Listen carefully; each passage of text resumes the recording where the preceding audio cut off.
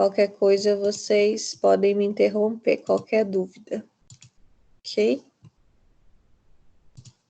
Na aula passada, a gente falou de indicadores, né? Então, aqui, ó, eu tenho algumas planilhas. Você estava procurando material para montar a aula de vocês de hoje, aí eu achei nos meus arquivos umas planilhas de quando eu trabalhava no Sebrae, que mostra resultado de alguns indicadores medidos. Então, ó, aqui é número de reclamações de cliente, tá? Aí fizeram... Vocês estão vendo minha tela, né?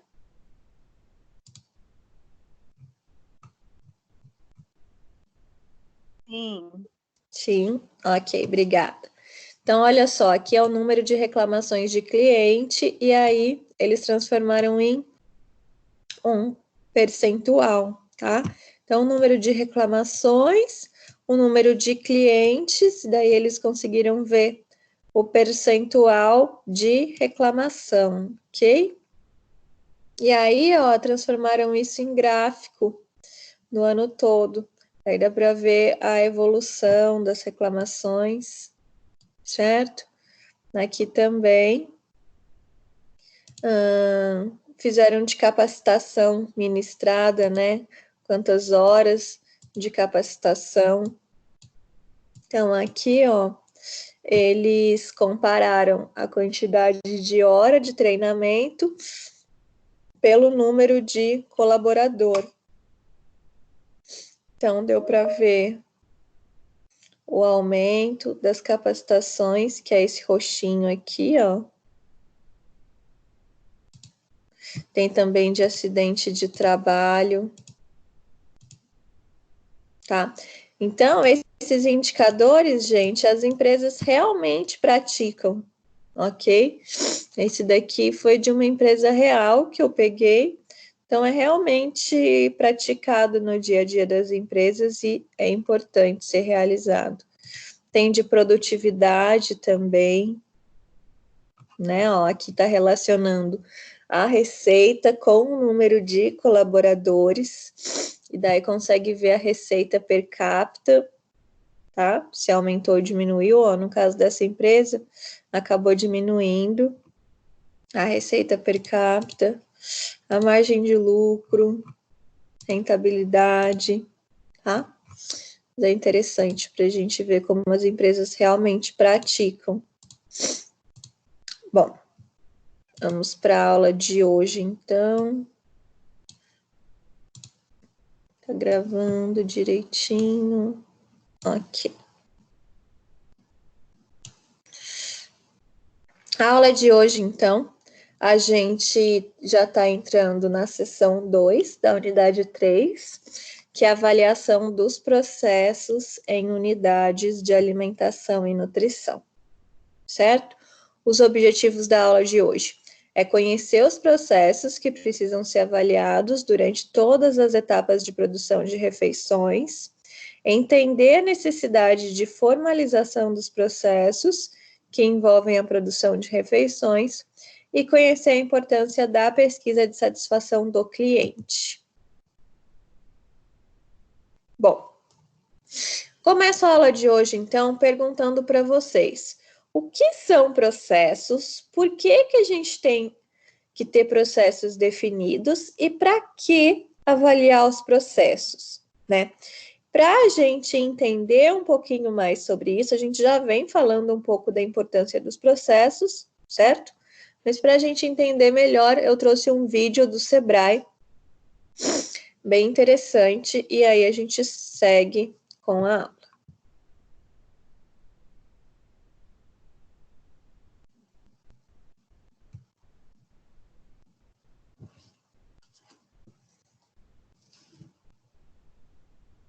Você está no controle do crescimento da sua empresa? Venha descobrir comigo como a gestão de processos pode ajudar a alavancar os resultados de sua empresa de forma sólida, controlada e lucrativa. Vem comigo logo após a vinheta.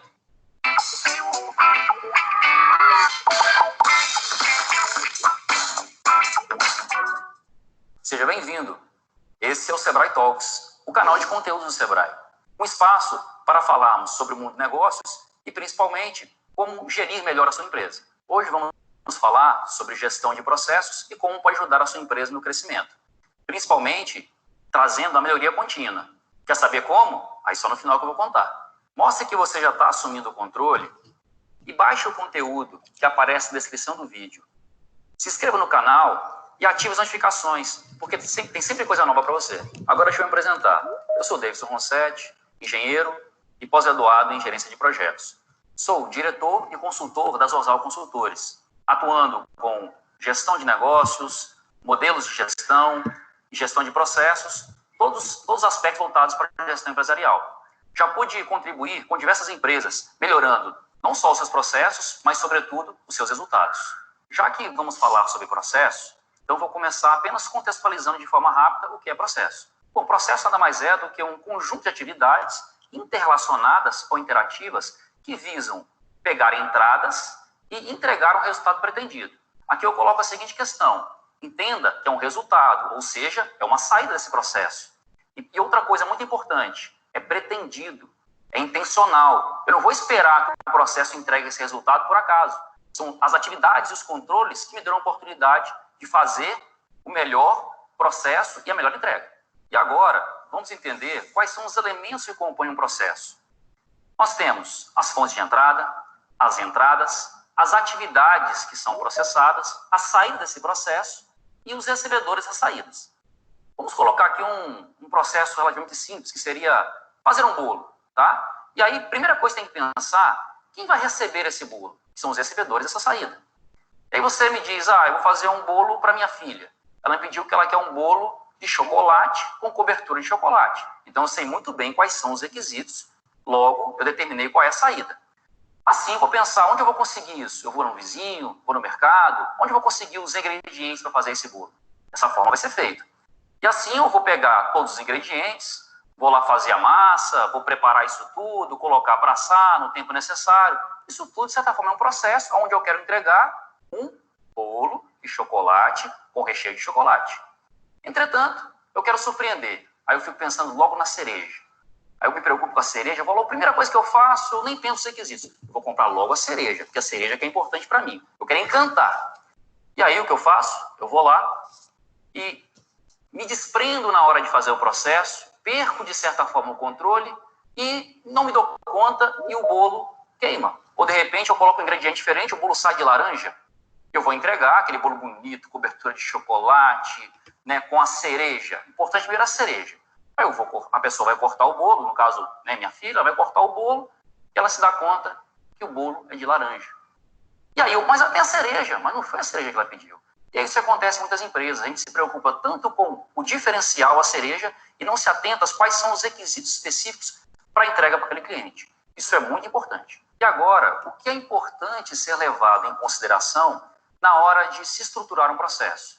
Como já falamos antes, as entradas e as saídas. Os requisitos são algo fundamentais, né, para que a gente possa, de fato, entregar aquilo, como o próprio ditado já diz, o combinado não sai caro, aquilo que foi combinado com o cliente. Então, entender de fato a saída vai ajudar a entender, logicamente, qual é a entrada.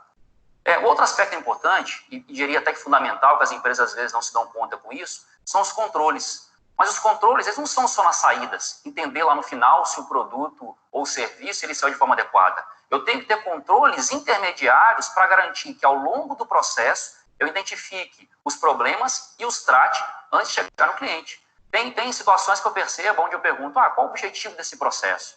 E me dizem assim, esse aqui é um processo de entrega, é lógico que é entregar no prazo, é um objetivo principal. E eu pergunto, nos últimos 6 meses, quais foram as vezes que você, de repente, não entregou no prazo? Aí o empresário pensa e fala, olha, teve, né, acho que no mês passado, um cliente reclamou, no outro mês outro cliente reclamou. O cliente reclamar é um indício importante, mas não é o principal controle. Nós temos que ter os nossos indicadores, né, porque o cliente também pode, de repente, não ter reclamado e foi ruim para você. Ele foi com um aspecto ruim, porque ele está avaliando a percepção dele, né? E uma coisa muito importante que eu coloco aqui é a questão de ter esse controle. E aí eu vou colocar uma frase aqui. O que não se registra, não se mede. O que não se mede, não se controla. E o que não se controla, não se gerencia. Daí está a importância de controlar. Vou trazer mais um exemplo do nosso cotidiano, tá? Para ficar mais fácil. Se eu perguntar para alguém, de repente, né, de vocês, se você está com saúde, você pode me responder o seguinte: olha, eu estou com saúde sim, porque eu me alimento bem, né, tenho práticas saudáveis. Será que isso é suficiente para dizer que está com saúde? Permita-me discordar, mas na verdade você está com hábitos saudáveis. Né? Para que você possa, de fato, saber se você está com saúde, você tem, primeira coisa, fazer os exames. Os exames necessários para garantir lá se a sua taxa de colesterol está adequada. Então, isso é o quê? São os registros, conforme parâmetros estabelecidos, que vão dizer justamente se a sua saúde está no controle.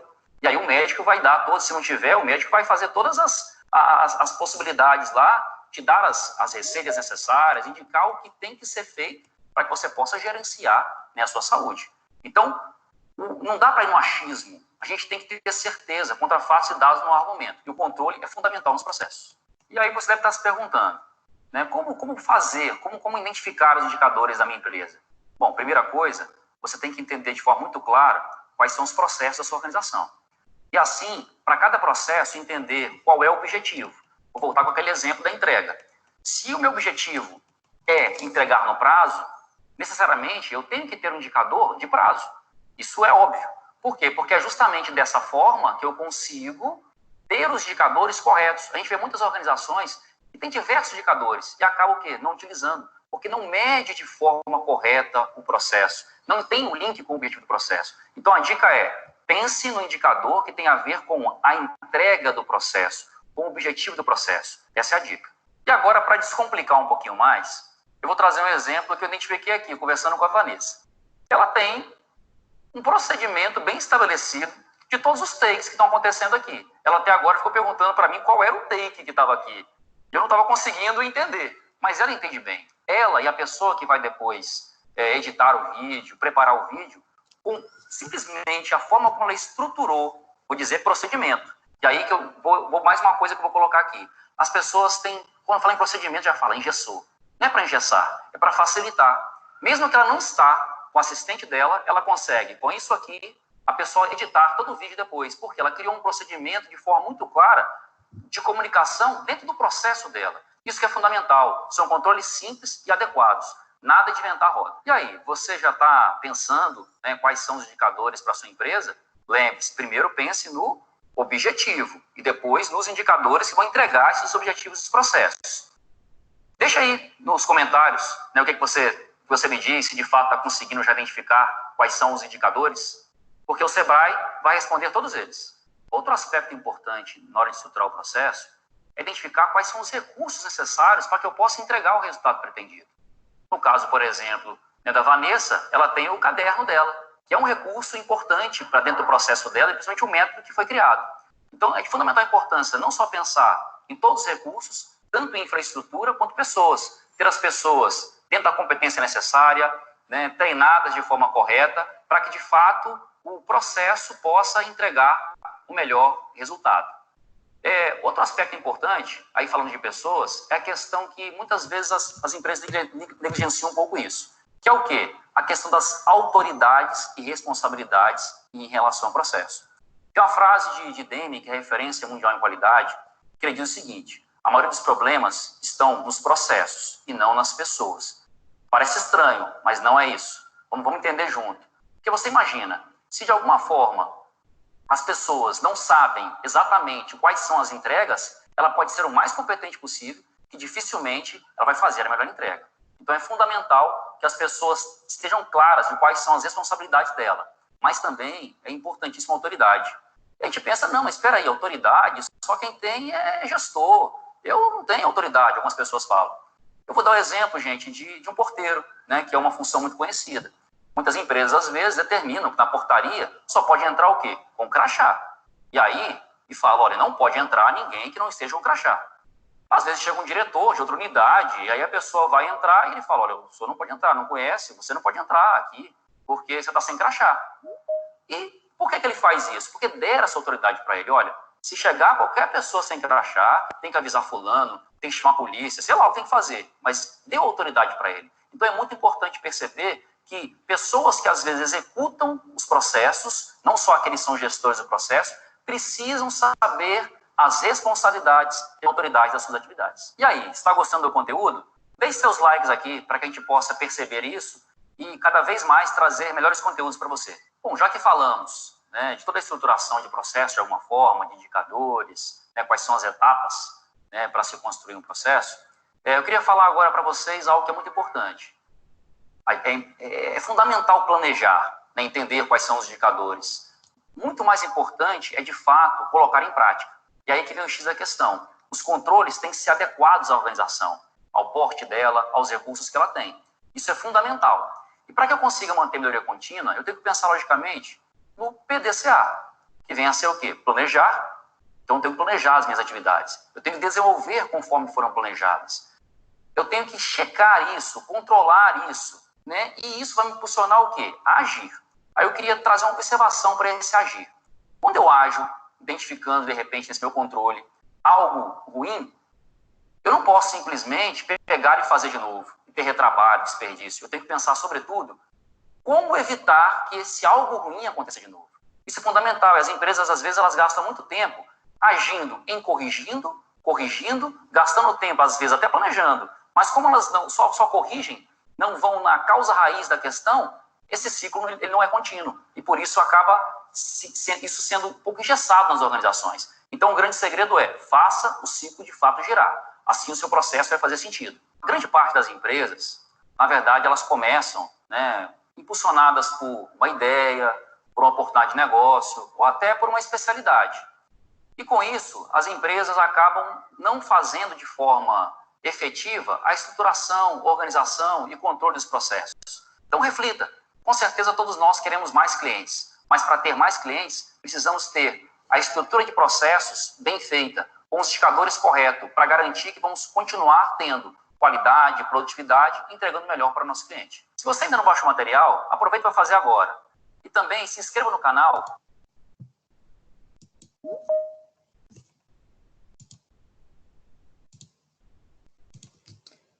Bom, gente, vamos continuar aqui, né? Então, como vocês conseguiram ver nesse vídeo, né, fala um pouquinho sobre os processos. Então, o que são processos, né? Nada mais é do que aquele passo a passo que eu preciso para conseguir algum resultado, né? Então, pode ser uma receita de bolo, ou pode ser tudo o que acontece dentro da minha empresa, certo? Tudo existe um processo determinado. E por que eu preciso ter esses processos definidos, né? Para o meu funcionário saber como que ele deve agir dentro dessa empresa. Para quando eu for contratar alguém, para ser mais fácil de eu treinar esse novo funcionário. Porque se eu preciso me ausentar, de repente, o processo está lá, todo descrito, e quem vai me substituir vai conseguir, a partir desses processos, saber como deve agir, certo? E outra coisa, né? Por que eu preciso avaliar os processos? Para eu sempre obter uma melhoria contínua dentro da minha empresa. Então, eu vou avaliar para ver se a minha empresa está dando conta de gerar o resultado que ela precisa, para ver se eu posso melhorar, para ver se o resultado final está bom, para ver se o modo como eu estou agindo para gerar o meu resultado final tá bom. Então, eu vou avaliar a partir de indicadores, mas é por isso, então, que eu preciso avaliar os processos, para eu sempre focar na melhoria contínua da minha empresa, ok? Bom, então, para eu ter o funcionamento adequado da minha unidade de alimentação e nutrição, eu preciso normatizar as operações que são executadas, eu preciso ter normas para cada uma dessas operações, e isso, então, vai possibilitar a racionalização do trabalho. O que eu quero dizer com isso? Eu quero dizer que isso vai possibilitar que eu entenda o trabalho a ser realizado, que cada um saiba qual é a sua parte nesse trabalho, e então eu vou também conseguir uma constante avaliação desse trabalho executado, né, desse serviço executado, tudo isso em prol do funcionamento adequado da minha UAM. Ok?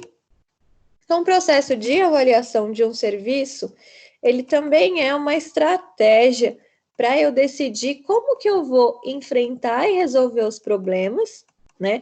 Porque se eu estou avaliando, eu consigo enxergar quais são os problemas principais, e aí eu vou conseguir entender ou planejar como que eu vou enfrentar esses problemas. Então, ele também é um processo técnico-administrativo voltado para a tomada de decisão, né? Então, se eu estou avaliando, depois, logo em seguida, eu vou tomar uma decisão em relação a esse problema, como que eu vou enfrentar isso. E, desse modo, eu posso dizer que ele serve para direcionar ou redirecionar as atividades dentro da minha empresa, né? Então, eu posso reformular uma atividade, o modo de fazer dessa atividade, de acordo com o resultado desse processo de avaliação, ok? Bom, então, cada processo de trabalho, ele vai apresentar algumas práticas específicas, certo? Então, para cada coisa que eu vou fazer ali dentro da empresa, eu tenho alguma prática específica. Então, o cozinheiro, ele vai ter alguns processos específicos sobre como cozinhar, sobre como preparar os alimentos, como fazer a higienização dos alimentos, como porcionar os alimentos, certo? E o almoxarife vai ter ali o seu processo de trabalho sobre como receber os alimentos, como devolver um alimento, caso necessário, como armazenar os alimentos, como fazer distribuir os alimentos para os cozinheiros no momento da cocção. Então, cada um dos meus setores dentro da empresa vai ter um processo de trabalho específico, né? E ele vai ser avaliado de acordo com essa especificidade também, né? Tudo em busca de ter um desempenho com excelência, tudo em busca da melhoria contínua dentro da minha empresa. Bom, então eu vou ter diferentes tipos de empresa, né? Eu posso ter uma cozinha simples, pequena, ou eu posso ter uma cozinha industrial muito grande. E para cada uma desses tipos de cozinha, eu vou ter tipos de avaliação, né? Talvez para uma cozinha industrial, eu precise ter uma avaliação muito mais muito mais frequente, né? E se for uma cozinha pequena, não preciso ter uma frequência tão grande. E aí a forma e o modo de avaliação para cada processo, né? E também a frequência de avaliação para cada processo vai ser estabelecido pelo gestor do ONE, que no caso é o nutricionista, tá? Ele que vai decidir ali quantas vezes eu preciso fazer essa avaliação, de que forma que vai ser feita essa avaliação, vai ser feito um checklist, esse checklist vai ser feito semanalmente ou mensalmente, tudo isso vai ser definido pelo nutricionista. Aqui é um exemplo de formulário para avaliação de processo, tá? Nesse caso é o do recebimento. Então, a gente tem diversos itens, e aí, para cada um dos itens, eu preciso dizer se está conforme, não conforme, ou se esse item não foi observado durante o processo. Então, bom, primeiro item ali, as condições de higiene do veículo da entrega. Então, o almoxarife que está fazendo ali o recebimento, ou pode ser o nutricionista, ou o técnico em nutrição, enfim, quem que esteja fazendo esse processo, vai olhar e vai fazer essa observação das condições de higiene do veículo que está entregando. Então, bom, ali ele anotou que estava conforme. As condições de higiene do entregador, conforme também. A medição de temperatura dos produtos resfriados. A verificação da avaliação da integridade e higiene das embalagens, tudo isso conforme. Nota fiscal também, só que daí chegou na avaliação sensorial dos produtos, né? Esse entregador, essa pessoa que estava recebendo, não fez, ela não observou isso, né? Então ela não realizou, né? Tem até um item aqui para observação, tá vendo? a validade, né, está conforme, e também não realizou os testes físico-químicos, ele não pediu isso para o entregador. Então, bom, não realizou a avaliação sensorial do produto. Por que que eu preciso dessa informação? Por que que é isso importante para mim? Porque eu posso estabelecer ações corretivas, sejam ações de médio, curto ou longo prazo. Bom, uma ação corretiva de curto prazo, para esse exemplo que eu acabei de dar, bom, quem estiver checando esse processo vai ver e vai falar, nossa, isso não foi feito. Então, eu preciso que imediatamente alguém vá lá no estoque e cheque as características, né? Faça uma avaliação sensorial dos produtos para checar essas características organolépticas desse produto para ver se está tudo bem.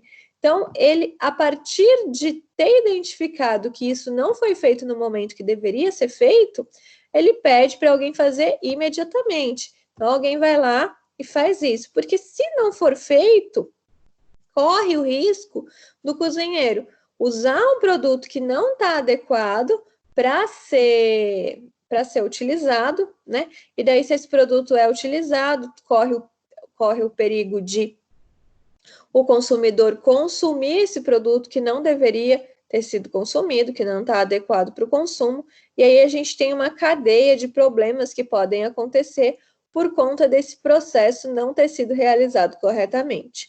Então, bom, a curto prazo é isso, né? Eu vou lá e vou corrigir isso imediatamente. E bom, e de médio e longo prazo, o nutricionista pode pensar: o que eu posso fazer para que isso não ocorra novamente, né? O que eu posso fazer? Bom, uma das coisas que eu posso fazer é fazer uma reciclagem, um treinamento de reciclagem, onde eu vou mostrar para os meus funcionários a importância de seguir os processos corretamente, a importância de fazer a avaliação sensorial dos meus produtos. Eu posso mostrar as consequências que isso vai gerar dentro da minha empresa. E, bom, esse é uma ação corretiva de médio e longo prazo, ok? Então, é importante que sejam cumpridas as ações e, para isso, eu preciso ter esse processo de avaliação para medir se essas ações, se os processos estão sendo ocorridos, e aí eu vou estabelecer as ações corretivas, e aí eu preciso, então, medir se essas ações corretivas estão sendo cumpridas, ok? Bom, existem uma série de processos que ocorrem dentro de uma UAM. Esses processos podem ser anteriores à produção de refeições, esses processos podem acontecer durante a produção e distribuição de refeições, lembrando que durante a produção acontece, inclusive, o pré-preparo dos alimentos, tá? E a gente tem também os processos que vão acontecer depois, né, da produção e distribuição das refeições. Então, vamos lá para cada uma desses grupos. Então, bom, antes de eu produzir as refeições, o que eu vou fazer, né?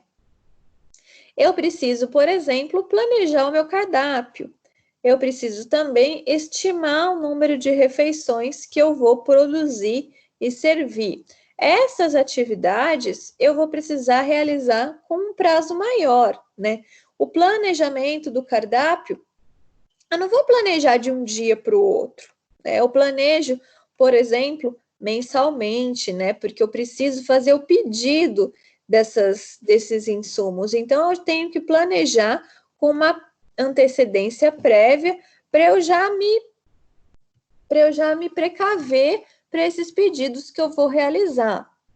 Então, outro exemplo que a gente tem aqui, que é feito antes da produção de refeições, é a previsão de compras, a solicitação dessas compras para o fornecedor, né? Isso eu vou fazer com mais frequência. Então, por exemplo, toda semana eu estou fazendo compras. Tem alguns produtos que pode ser que eu receba diariamente, né? Então, isso eu vou realizar com maior frequência e tudo isso eu vou fazer antes da produção das refeições. E são atividades, né, que eu preciso de uma concentração, eu preciso de uma técnica muito adequada, eu preciso de um processo muito bem definido para pensar nisso, né? Então, o cardápio, por exemplo, vocês aprenderam já em POAM que o cardápio eu preciso pensar num prato principal, eu preciso pensar numa guarnição, eu preciso pensar que em todas as estratégias para isso ser feito com harmonia, né? Então, eu não posso deixar alimentos da mesma textura, na mesma refeição, né? Vamos pensar num restaurante de fábrica. Então, eu devo pensar na textura dos alimentos, que deve ser diferente, na cor dos alimentos, que deve ser diferente. Então, tudo isso eu preciso pensar quando eu estiver planejando o meu cardápio. Então, é uma atividade que eu preciso de uma técnica para elaborar, que eu preciso de um período, de um tempo para elaborar, porque é uma atividade trabalhosa. Então, são processos importantes que vão acontecer antes da produção das refeições. Pensando, então, dos processos durante, né, a produção e distribuição, eu tenho tudo aquilo envolvido, tanto no período de pré-preparo, quanto no preparo e na distribuição. Então, a supervisão de higiene, né? Se os produtos estão sendo bem higienizados, se está sendo colocado no hipoclorito, se está sendo lavado como deve ser, se os manipuladores estão lavando a mão de acordo com as orientações. Tudo isso durante a produção. A segurança do trabalho, eles estão usando o EPI adequadamente, né? Tá usando a luva de malha de aço para manipular as carnes, né? E fazer o corte. O fator de cocção e de correção dos alimentos está sendo bem empregado, está atingindo aquilo que eu disponibilizei, aquilo que eu pensei como ideal para minha empresa, certo? Ou tem gente que está fazendo mau uso dos produtos e aí esse produto não está rendendo tanto quanto eu planejei. Está sendo feito, né? O número de refeições servido diariamente está sendo o adequado, o porcionamento ele está sendo feito de forma adequada ou eu estou porcionando quantidades maiores e a minha comida não está rendendo o quanto deveria render. Como está sendo a apresentação das preparações? Essas preparações estão saindo de acordo com o pré-estabelecido, né? Vamos pensar, então, num petit gâteau, num restaurante comercial. Eu não tenho uma apresentação específica para essa preparação, para um petit gâteau. Não tem que estar o bolinho do lado do sorvete, mais moranguinho ali, tudo bonitinho. Isso está de acordo com o pré-estabelecido, né? Como que está sendo feito o relacionamento dos colaboradores com os comensais, né? Então, a gente pode pensar num copeiro aqui que está distribuindo as refeições ali no hospital, né? Então, está sendo adequado esse relacionamento. Ou então, do garçom no salão, está sendo adequado esse relacionamento. Tudo isso vai acontecer durante a produção e distribuição de refeições, né? Tem mais um monte de itens que acontecem aí, trouxe só alguns exemplos para vocês. E a gente tem também o que vai acontecer depois dessa produção, né? Vai ser feita uma avaliação geral do serviço. Então, bom, eu vou perguntar, todos os processos ocorreram em conformidade com o planejado, né? E daí os que não ocorreram, eu vou pensar em ações para melhorar isso, ou eu vou pensar em ações para corrigir isso, caso seja isso que eu precise no momento. Ok? Aqui, então, eu tenho um exemplo de roteiro para supervisão de colaboradores de uma UAM, para eu fazer isso durante, né, a produção e distribuição das refeições. Então, bom, os hábitos de segurança. Todos os funcionários estão utilizando EPI adequadamente no trabalho? Eles estão demonstrando cuidado durante o trabalho?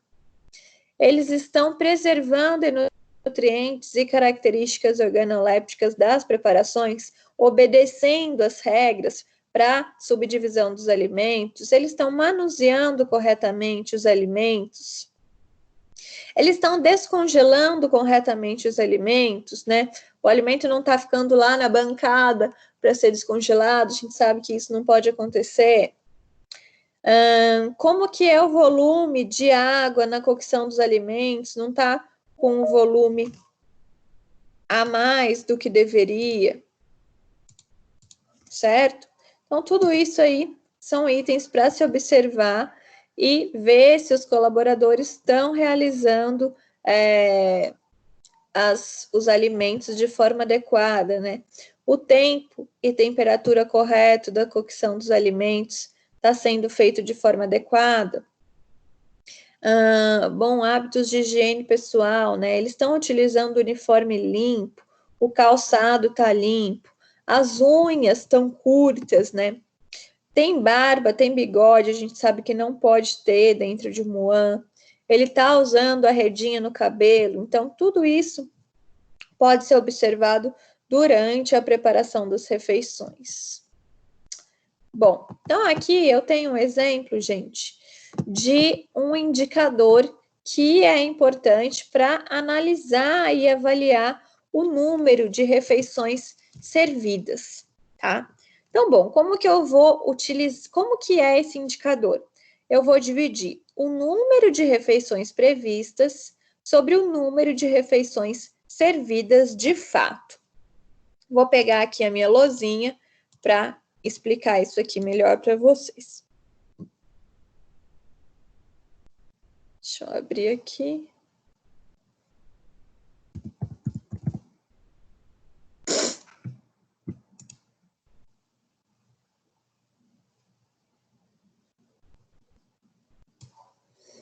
Então, bom, estou aqui com a minha lousinha, né? Então, o número de refeições previstas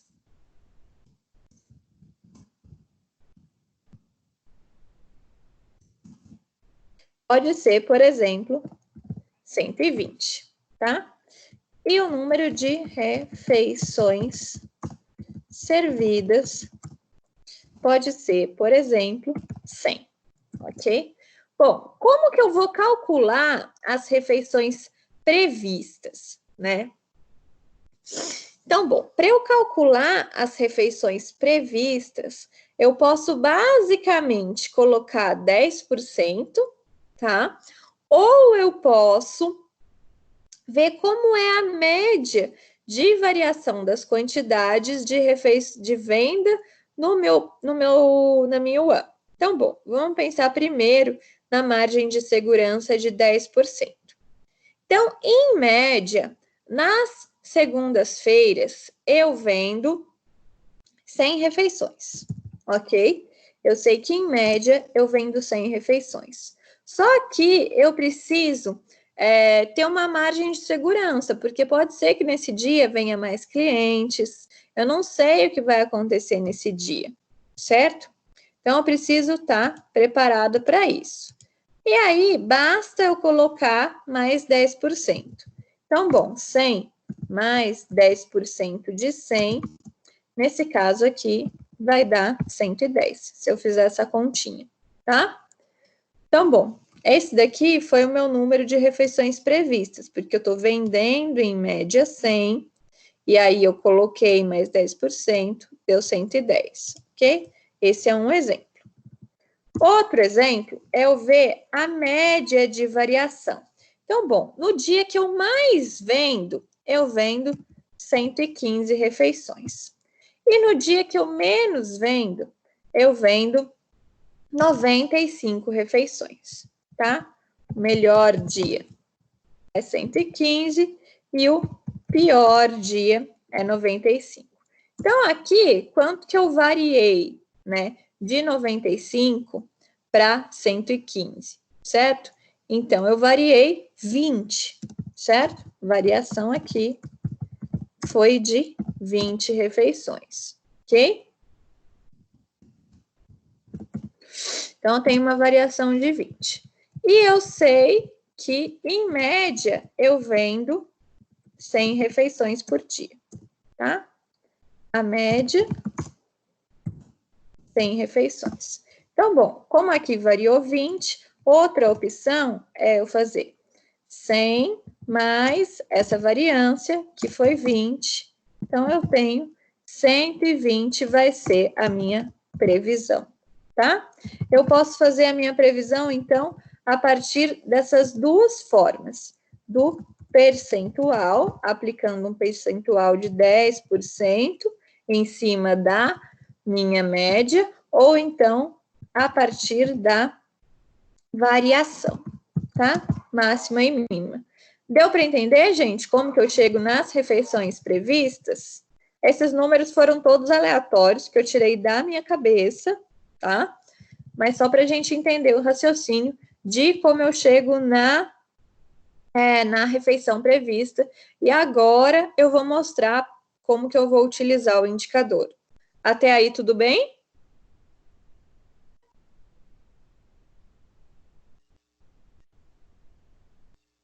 Tudo, professora. Bom dia. Bom dia, obrigada, Joelma. Então, bom. Então, até aí, tudo bem. Vamos voltar para esse primeiro exemplo aqui. Refeição prevista 120, refeição servida 100, tá? E aí, eu vou colocar esses números nesse indicador, ok? Nessa formulinha aqui. E se esse resultado foi maior do que 1, quer dizer que foi servido um número de refeições menor do que o esperado. Então, eu preciso reavaliar essas minhas quantidades, tá? E se esse número for menor do que 1, vai ser ao contrário, né? Quer dizer que foi servido um número de refeições maior do que o esperado, e eu também vou precisar reavaliar, tá? O ideal é que esse indicador tenha um valor muito próximo a 1, porque se tiver muito próximo a 1, quer dizer que eu estou vendendo algo bem próximo do que eu planejei, tá? Ou então que eu estou servindo algo bem próximo do que eu planejei. Então, por exemplo, de hospital, né, vai ser sempre próximo a 1, porque eu preciso ter sempre próximo a 1, porque a quantidade que eu estou distribuindo já é mais bem planejada, né? Eu consigo ter um maior controle de quantas pessoas vão comer, por mais de que vai ter alta, né? Vai ter internação ali naquele meio termo, naquele meio tempo, mas eu tenho um número de refeições previstas mais fidedigno do que se eu tenho um restaurante comercial, né? Um restaurante comercial, eu já não vou ter muito controle dessa variação, tá? Então, vamos aplicar isso na fórmula aqui. Então, bom, o número de refeição prevista foi 120, certo? E o número de refeição servida, de fato, foi 100. 120 dividido por 100 deu 1,2, tá? 1,2 é maior do que 1, ok?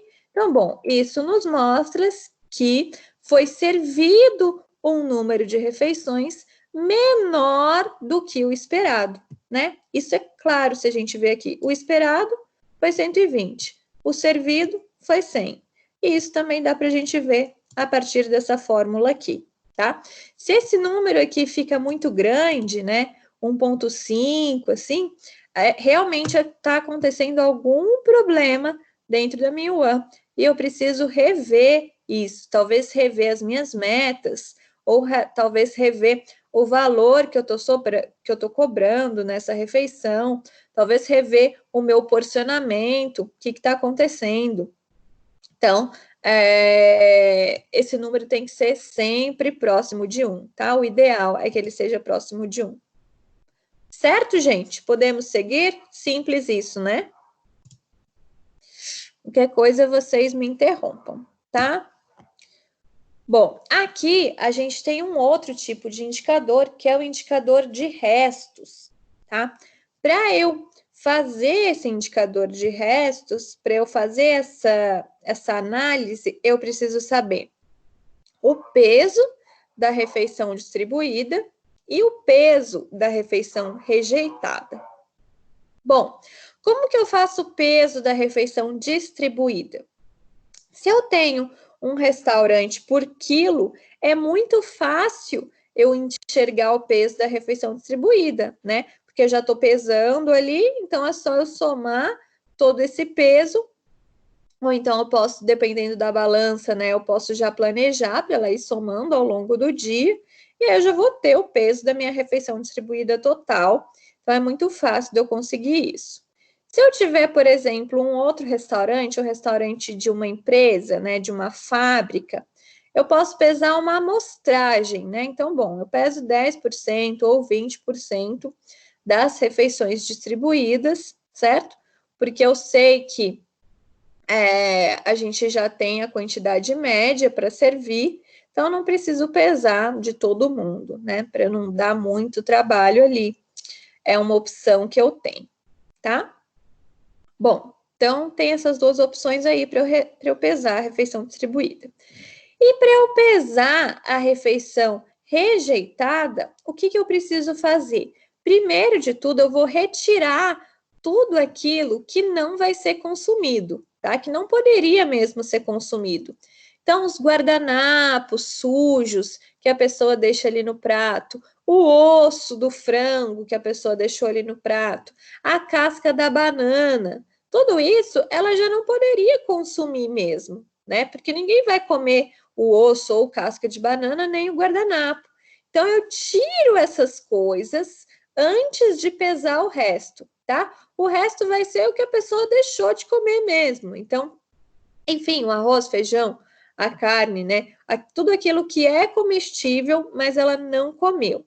Então, eu vou pesar esse resto, certo? Todo esse rejeito que é comestível. E aí, eu vou aplicar nessa fórmula aí.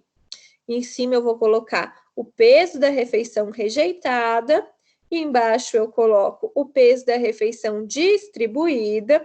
E aí, eu multiplico esse resultado por 100 e eu vou ter um resultado percentual para o indicador de restos, tá? Então, bom, esse resultado eu tenho alguns parâmetros para compará-lo. Se eu for utilizar, se esse processo eu estou fazendo para coletividades sadias, o que são coletividades sadias?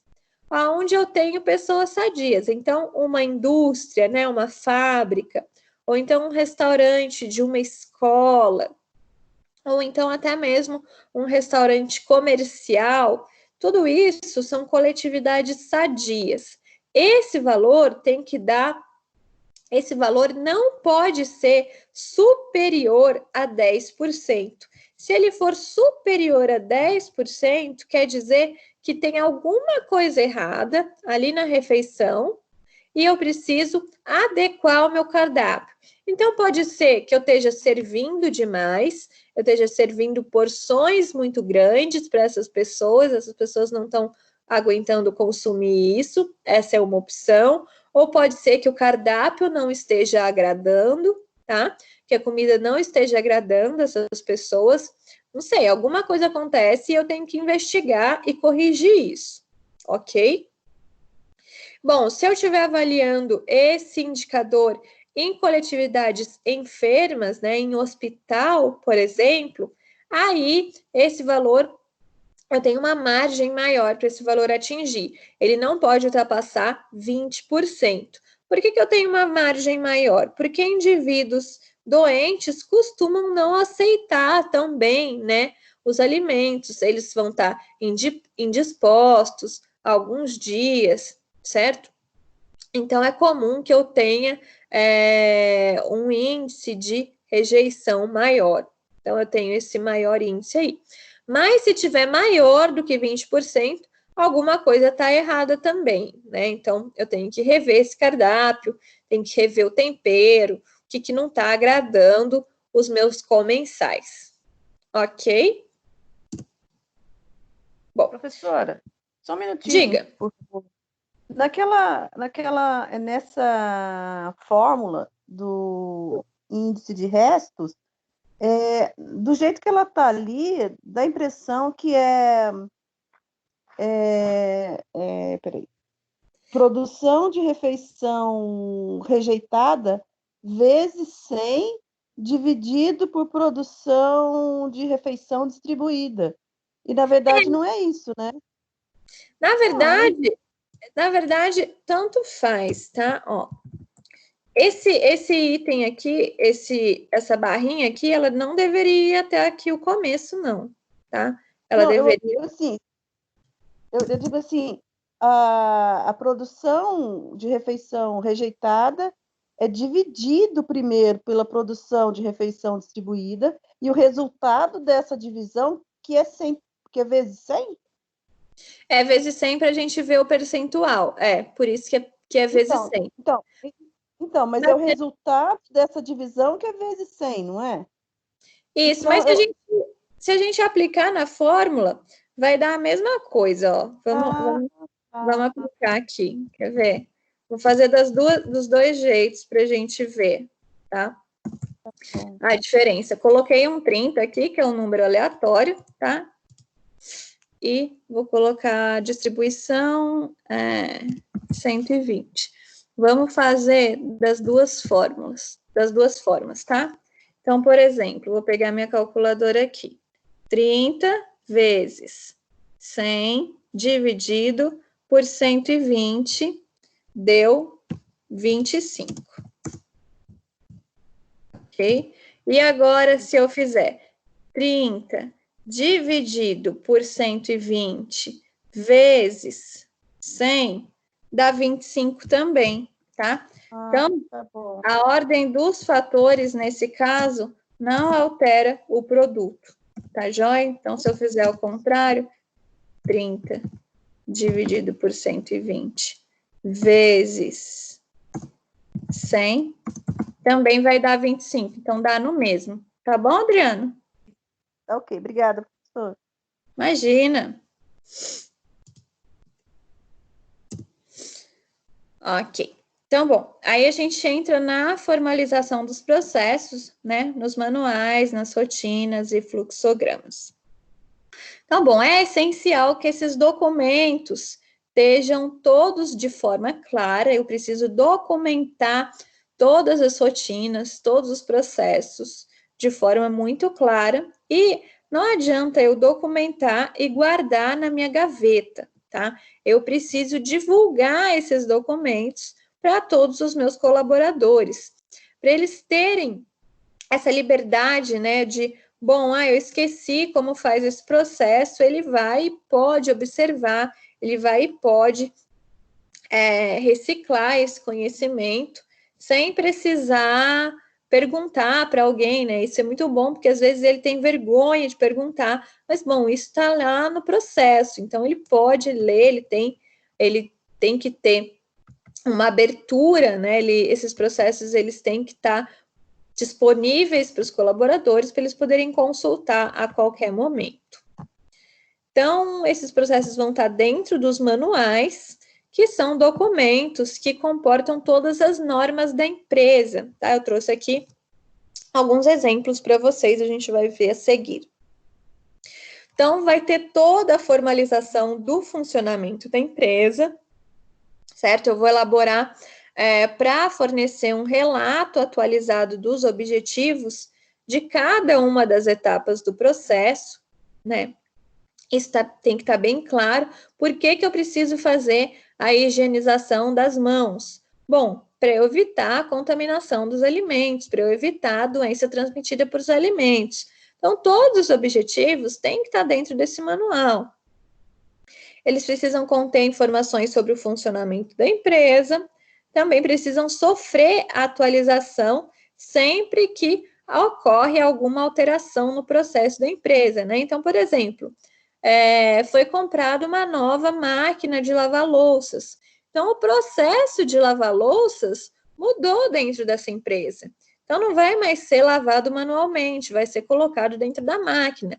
Eu preciso atualizar o meu manual em decorrência disso, tá?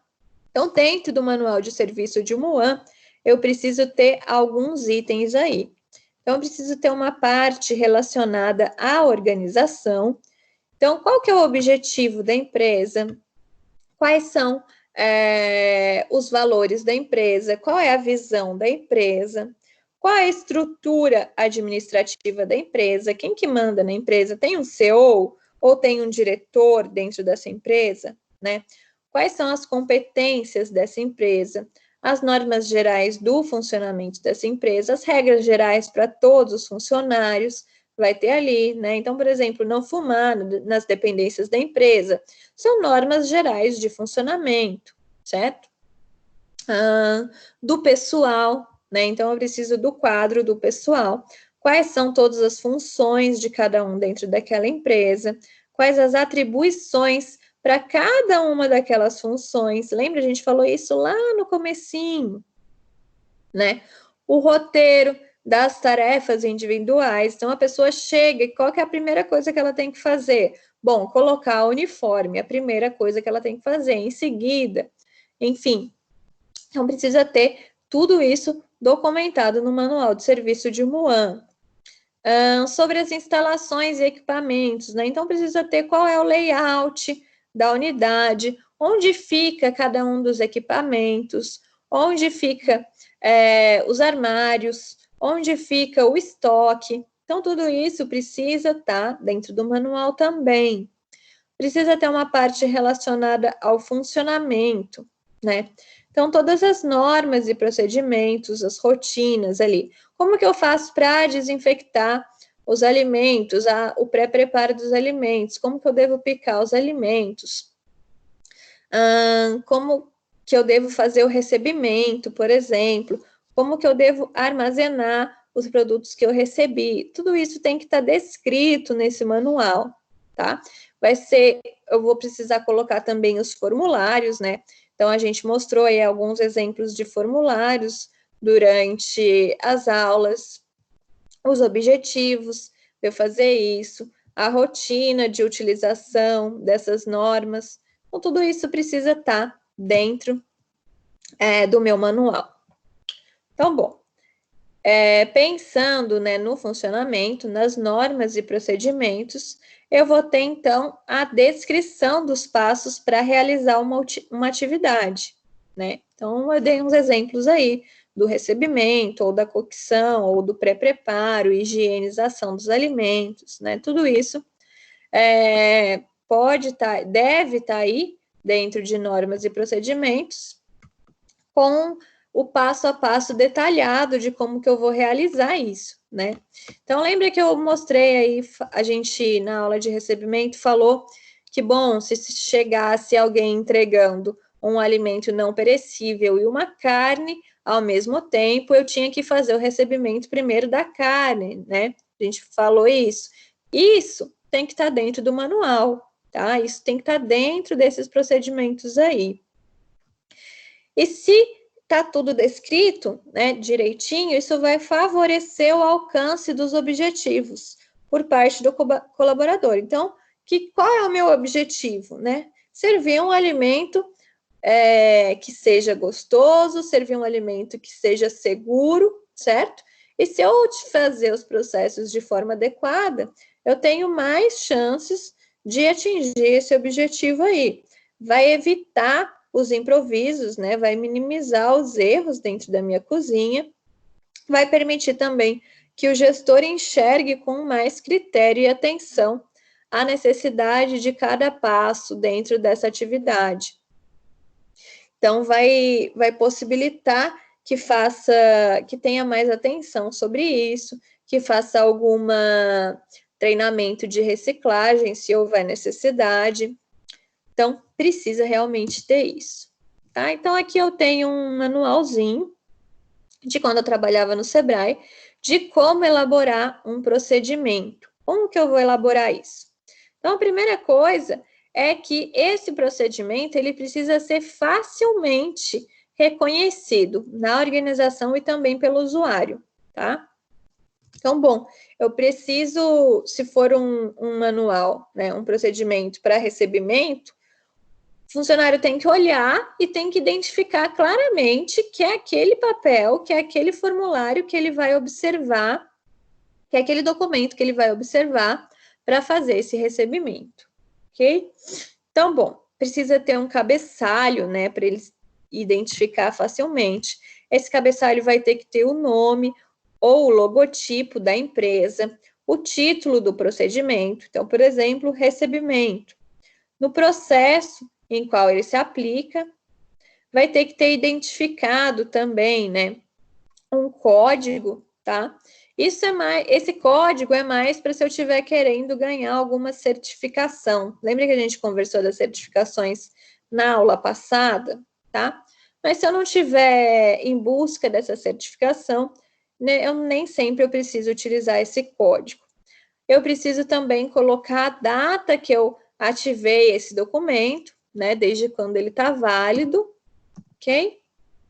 Bom, no rodapé eu também preciso colocar quem que autorizou, né, quem que verificou e aprovou esse documento, a data que isso aconteceu também. Outra coisa importante é colocar a paginação nesse processo. Então, o processo tem 5 páginas. É importante que eu numere cada uma delas. Uma de 5, 2 de 5, 3 de 5, 4 de 5. Porque, por exemplo, se eu perder as 2 últimas páginas, eu sei que elas existem e eu preciso procurar esse documento na íntegra, né? Porque senão eu posso pensar que esse processo acabou na 3ª página, se não tiver paginado direitinho, né? Se não tiver falando que são 3 de 5, ok? E aí, no corpo do procedimento, eu vou ter todos os itens importantes. Então, o objetivo do procedimento, a aplicação desse procedimento, as normas, as responsabilidades, quem que vai realizar esse processo, né? A operação, como que esse processo vai ser feito. Posso ter anexos nele, né? Os anexos pode ser um modelo de formulário, ou pode ser um fluxograma de como que eu vou realizar, qual a ordem das atividades que eu vou realizar, ok? Então, aqui é só um exemplo de como isso vai ser distribuído, certo? E aí a gente chega nos fluxogramas. Bom, fluxogramas são as representações gráficas das rotinas de trabalho, né? O objetivo é evidenciar a sequência de um trabalho, então ele vai possibilitar uma boa utilização dos recursos e materiais e vai também racionalizar o trabalho, né? As pessoas vão ver como que elas vão realizar esse trabalho de forma rápida, de forma simples, e isso é facilmente identificado. Trouxe algum exemplo para vocês de fluxogramas. Então, aqui a gente tem um organograma operacional. Então, mostra, né, quem é o presidente da empresa, certo? Mostra quem são os seus subordinados. Isso é importante para que seja entendido, né? Cada funcionário saiba a quem que ele deve responder. Esse, na verdade, é um organograma, não um fluxograma, mas achei importante trazer aí para vocês, tá joia? Então, bom, esse exemplo é de uma mecânica, tá? Então, aqui a gente tem o mecânico, né? Tem o balconista, tem o vendedor, todos esses vão responder ao gerente operacional, que, por sua vez, vai responder ao presidente, tá? Assim como o auxiliar administrativo vai responder ao gerente administrativo, e esses vão todos responder ao presidente ou CEO dessa empresa. Aqui eu tenho um fluxograma de atendimento ao cliente, né?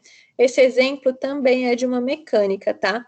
Mas é só para vocês enxergarem e poderem adaptar.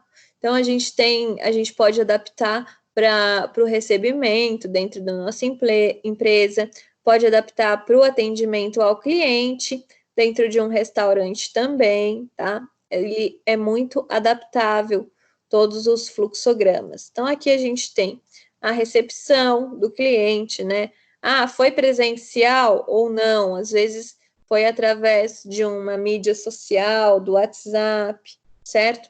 Aqui, se eu fosse adaptar para um restaurante, né, a recepção do cliente pode ser presencial no salão ou pode ser pelo iFood, por exemplo, né? Chegou o pedido pelo iFood. E aí eu vou fazer o pedido, certo? Daí esse pedido eu tenho que mandar para a cozinha. E, enfim, esse pode ser um exemplo aí de atendimento ao cliente. Entrega, eu tenho fluxograma também, né? Aqui no exemplo é de uma mecânica, mas eu também posso ter um exemplo para... Eu também posso adaptar isso para uma cozinha, né? Então, bom, como que eu faria a entrega de um pedido que foi solicitado? Aqui, gente, eu trouxe para vocês um manual de uma empresa que ele é bem completinho, acho que vale a pena mostrar para vocês, bem legal. Então, aqui, ó, o manual dessa empresa, ele mostra a história da empresa, né? Isso é legal que tenha nos manuais também, certo? Como que nasceu a empresa, né? É uma empresa familiar ou não, não é? É legal dos funcionários saberem isso. Então, aqui, ó, eu tenho a missão da empresa, qual é o objetivo da empresa em existir, né? Qual é a visão da empresa, os valores da empresa. Aqui, informações pessoais, né? O que é dever de cada um dos colaboradores. O ponto, né? Como que deve funcionar o registro do ponto. Então, esses itens que eu estou mostrando para vocês, independente do tipo da empresa, ele deve existir. Então, para um restaurante, ele também deve existir, todos esses itens, só que para um restaurante, para o Muan, a gente tem muito mais coisas além de um comércio, tá? Aqui é um manual de um comércio, então não é tão amplo como o de um restaurante. Mas também fala de todos os itens que um restaurante precisa ter, tá? Esse é o básico que toda empresa precisa ter.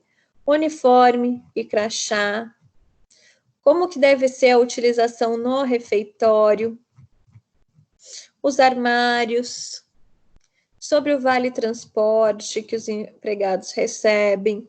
Sobre a jornada de trabalho, hora extra. Sobre o patrimônio das empresas, né? Como que o funcionário deve agir em relação aos materiais da empresa. Sobre os equipamentos eletrônicos, né? Então, aqui fala que é proibida a utilização de celular durante o trabalho. Não pode consumir bebidas alcoólicas nem drogas dentro da empresa. Também não pode fumar dentro da empresa. O respeito à diversidade dentro da empresa, itens sobre assédio moral, sobre o desligamento do contrato do trabalho, sobre a violação do manual, sobre a apresentação pessoal, esse é bem importante também para o UANS, né? Então, no caso de UAN, ia falar que não pode usar esmalte, né, que não pode usar unha comprida, não pode usar barba, tem que estar com o uniforme limpo, cabelo protegido. O comportamento no local de trabalho, como que deve ser, né? O vocabulário a ser utilizado dentro da empresa, política geral, né? E depois o funcionário precisa assinar isso. E esse manualzinho aqui, ele pode ter uma via, né? Uma via ser disponibilizada para ele, seja interativamente ou não. Tá? Mas só para mostrar para vocês um exemplo de manual de uma empresa real, tá? Então, esse é de uma empresa real, tem vários itens aí. E se a gente for aplicar, né, para um Muan, lembrando que tem muito mais itens que precisa ser inseridos, ok? Bom, aí a gente chega na questão da pesquisa de satisfação do cliente, né? O cliente, ele vai ser o indivíduo, certo? Para o qual eu estou prestando serviço. Então, eu estou oferecendo as refeições para esse indivíduo ou para esse grupo, certo? Então, a satisfação desse cliente vai me dizer muito sobre o serviço que eu estou prestando, né? Então, eu preciso ter consideração sobre a satisfação desses meus clientes, certo? Esse meu cliente vai conseguir indicar a qualidade do serviço que eu estou prestando. Que a gente tem um videozinho do Sebrae também sobre a pesquisa de satisfação. Saber se o cliente está satisfeito com um produto ou serviço é uma ótima forma para melhorar o seu negócio. Mas para isso, é preciso criar canais de comunicação com ele. Uma boa ferramenta é desenvolver um modelo de pesquisa para mensurar a satisfação do consumidor. Nela, o gestor pode inserir questões de departamentos específicos, como atendimento, financeiro ou de seus produtos. O recomendável é aplicar essas pesquisas a cada 6 meses, mas se o mercado estiver agressivo, a empresa não pode ficar atrás da concorrência. Neste caso, o bom é fazer a pesquisa mensalmente, seja por meio de formulário enviado por e-mail ou mesmo em contatos do telemarketing. No comércio eletrônico, é mais prático, dá para mensurar a satisfação do cliente no ato da compra. As empresas também podem ficar atentas às redes sociais. Este meio tem sido considerado uma ótima forma para medir a receptividade do consumidor. Com tudo isso, não se esqueça de dar ouvidos às reclamações. Clientes insatisfeitos geralmente falam muito mais sobre a realidade do seu negócio.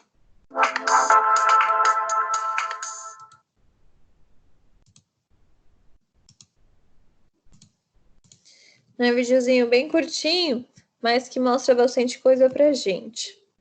Então, bom, como que eu vou avaliar a satisfação do meu cliente, né?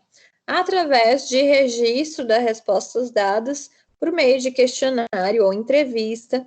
Eu também posso coletar informações que o meu cliente forneceu no TripAdvisor, né? Ou no Google, ou no meu Facebook, né? Todos esses locais, todas essas mídias,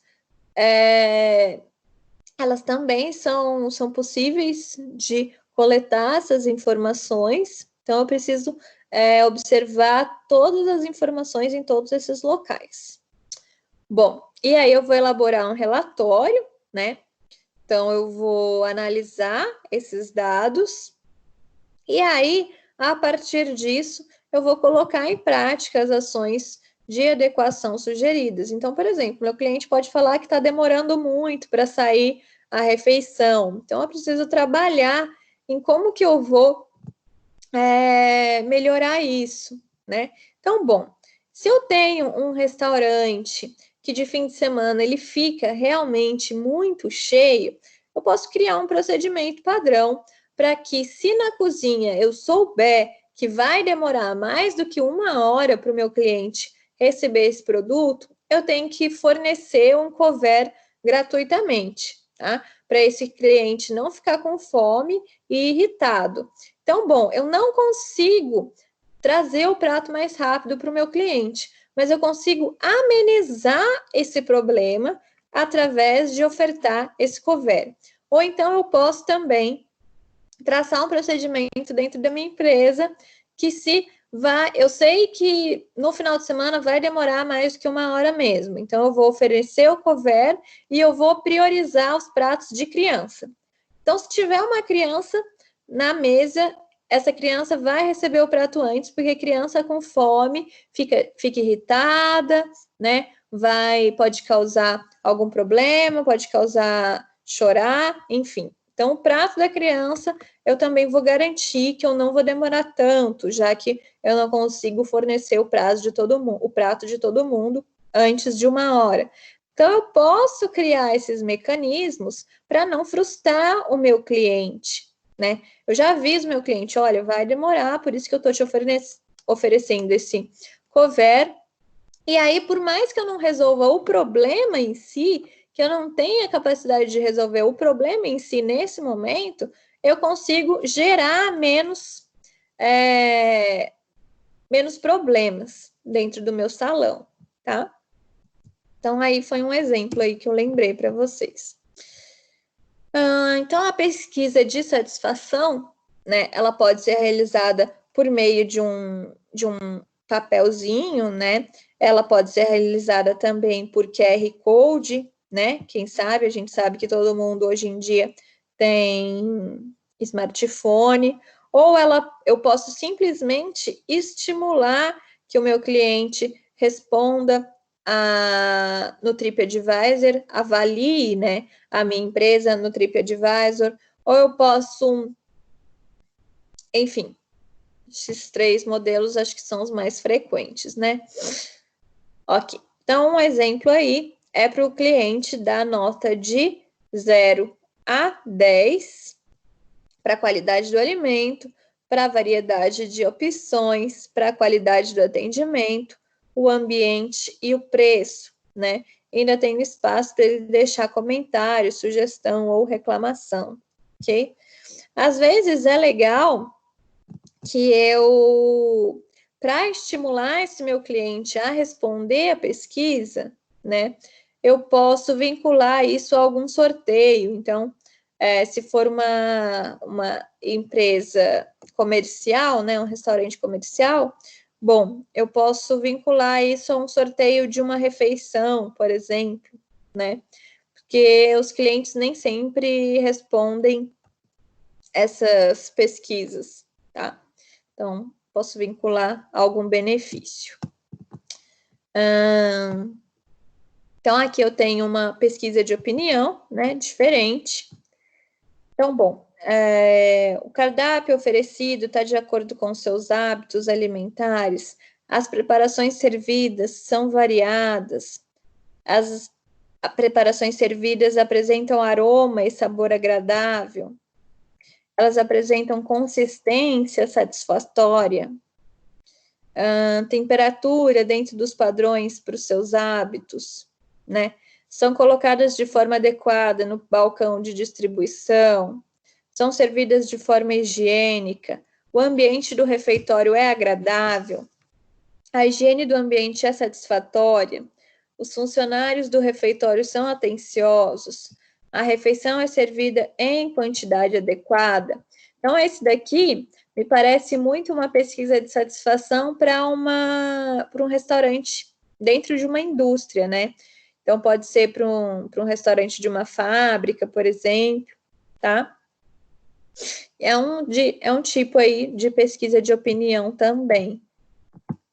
Bom, aqui é importante falar para vocês também que pode ser ideal eu diferenciar, né, fazer pesquisas separadas para avaliar o atendimento prestado pela equipe e avaliar o alimento ofertado. Porque às vezes eu gosto muito da comida, mas não gosto do garçom. E aí, se eu avaliar tudo junto, uma coisa pode influenciar a minha resposta, né? Então, bom, eu não gosto do garçom, mas gosto da comida. Então, eu avalio tudo ruim, porque eu odeio o garçom, tá? Então, se eu fizer pesquisas separadas para avaliar essas questões, pode ser positivo. Bom, o tipo de questionário aplicado, ele também tem que ser diferente, né? Então, se eu estiver avaliando crianças e adultos, eu posso avaliar de forma diferente. Então, crianças, eu posso colocar aqueles sorrisinhos, né? Aquela imagenzinha de sorriso, sorriso feliz, sorriso médio, sorriso triste, para as crianças avaliarem se elas estão gostando do alimento ou não, né? Por exemplo, pode ser numa escola, né? A classe social, né, também vai diferenciar aqui nesse momento. Então, se o meu público, né, for pessoas mais humildes, eu não posso utilizar uma linguagem muito robusta, muito difícil na minha pesquisa de satisfação, certo?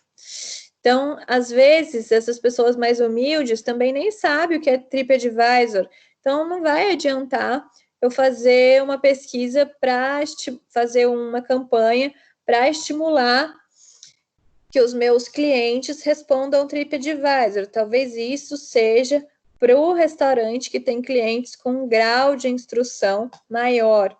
Então, tudo isso eu tenho que avaliar na hora de pensar em como que eu vou coletar esse dado de satisfação do meu cliente.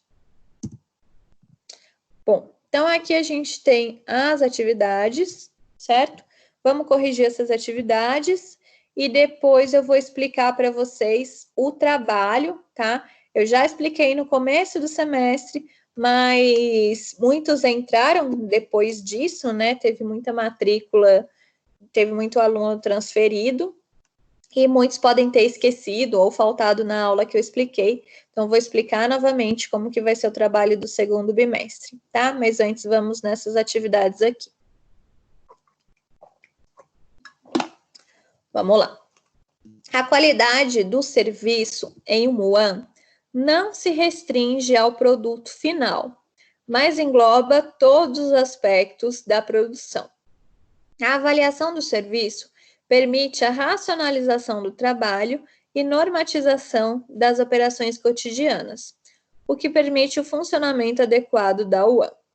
Com relação à avaliação do serviço em UAN, avalie as asserções e a relação proposta entre elas. 1. A padronização dos processos é uma condição primordial para que a avaliação possa ser realizada. E aí, gente? Essa primeira frase é verdadeira ou é falsa? Verdadeira. Verdadeira, né? Vamos para a segunda. É necessário padronizar os produtos utilizados, desde os gêneros alimentícios até os materiais de limpeza e descartáveis, bem como todos os procedimentos de acordo com a legislação vigente. Verdadeira também. Verdadeira também. Ok, né? Aí, só falta a gente pensar, então, se uma vai justificar a outra. E aí, o que vocês acham? Uma é justificativa da outra? A 2 é justificativa da 1? É. Você acha que é? Ok. Acho. Ok. Alguém mais? Ok.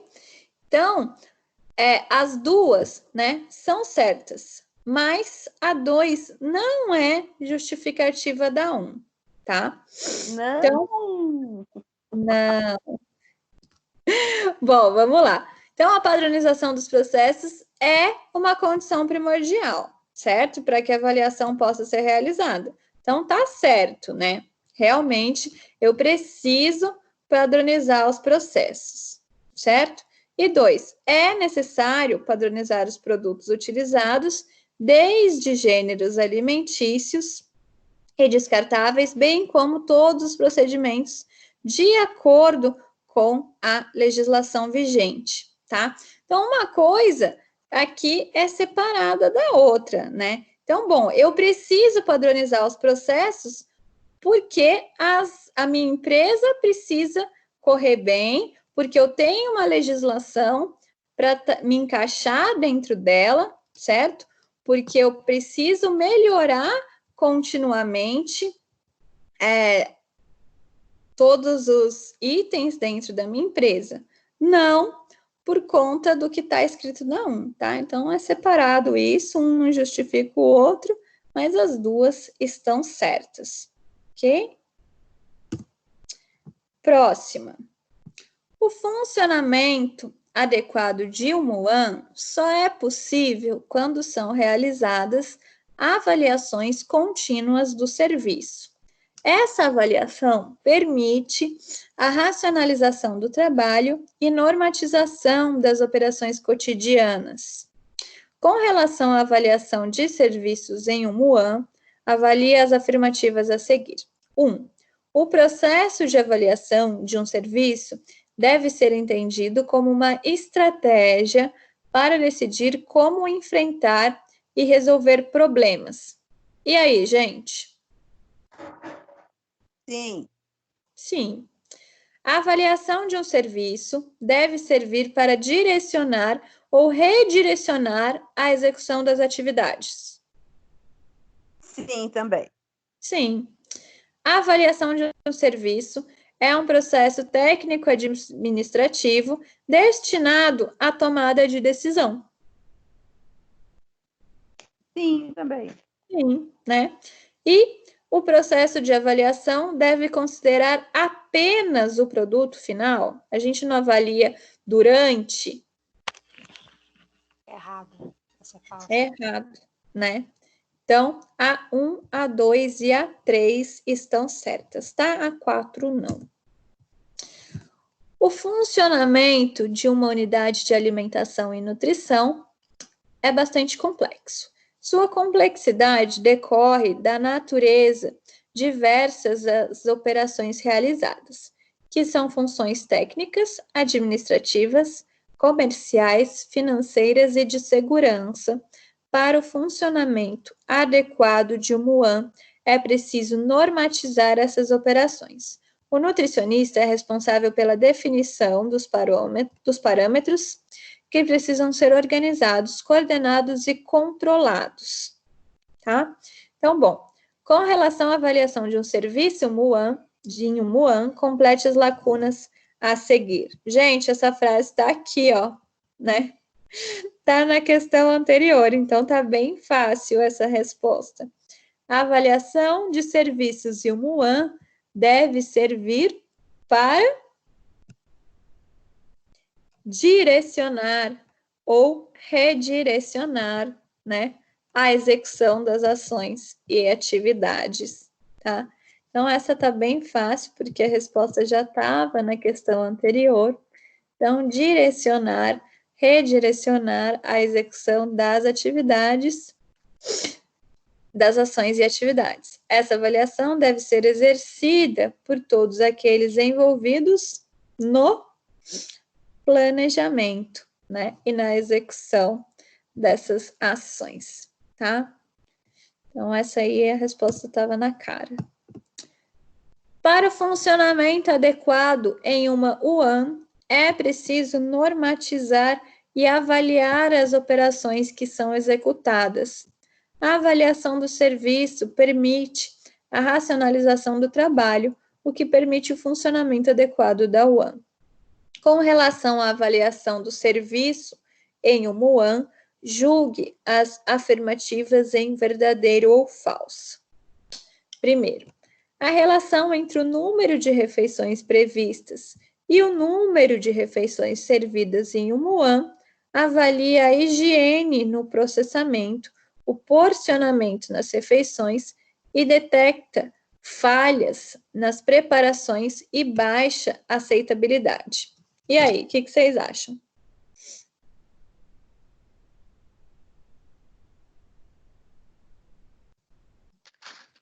Verdadeiro.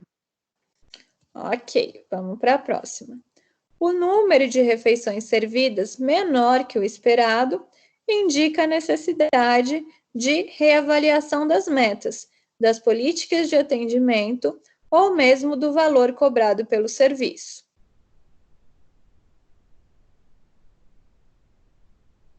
E aí? Essa a gente falou lá naquele slide dos indicadores, lembra? Verdadeiro também. Ok. O monitoramento das sobras de refeições é fundamental, pois pode indicar falhas no porcionamento das refeições. Verdadeiro. E um número de refeições servidas muito maior do que um número de refeições estimado pode indicar falhas do porcionamento ou refeição per capita.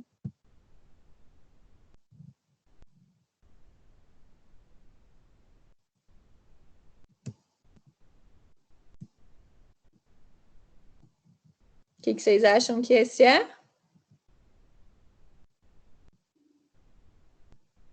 Esse a gente viu lá no slide do indicador também, tá? A gente falou que quando o número de refeições era muito maior ou muito menor, existia algum problema, né? Ou de porcionamento, ou de preço, ou do alimento em si, mas existia algum problema. O único que vocês erraram, gente, foi o primeiro, tá? O primeiro é falso. Por que o primeiro é falso? Porque a relação de número de refeições previstas e número de refeições servidas não vai avaliar higiene, tá? No processamento. As outras coisas realmente pode avaliar. O porcionamento, falha na preparação, baixa aceitabilidade, mas a higiene, ela não é avaliada nesse momento, ok? Mas o resto vocês acertaram, é verdadeiro mesmo. A avaliação do serviço permite a racionalização do trabalho e normatização das operações cotidianas, o que permite o funcionamento adequado em um MUA. É necessário documentar de forma clara e divulgar amplamente tais padrões para que possam ser seguidos por todos os colaboradores. Por isso, são desenvolvidos manuais, rotinas e fluxogramas. Com relação à avaliação do serviço em um MUAN, é correto o que se afirma em: os manuais devem conter informações imutáveis sobre o funcionamento de uma empresa? Sim ou não?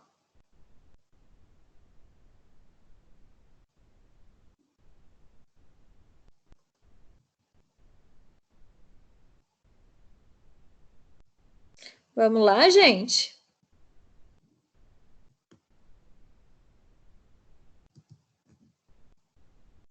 As descrições contidas nos fluxogramas dificultam o alcance dos objetivos? Rotinas são representações gráficas que têm por objetivo evidenciar a sequência de um trabalho. Fluxogramas são representações gráficas nos manuais e descrevem passos para a realização de uma atividade, e os manuais são documentos que comportam as normas da empresa e formalizam o funcionamento, tá? Então, é E, né, gente? Os manuais são documentos que comportam todas as normas da empresa, ok? Essa daqui. Para o funcionamento adequado de um MUAN, é preciso normatizar as operações que são executadas. Essa ação possibilita a racionalização do trabalho e permite a constante avaliação do serviço. É possível separar as operações em processos anteriores à produção de refeições, processos que ocorrem durante a produção e distribuição de refeições e processos que ocorrem após a produção e distribuição de refeições. Com relação aos processos realizados em um MUAN, avalie as afirmações. Os processos anteriores à produção de refeições incluem aquelas de avaliação geral do serviço?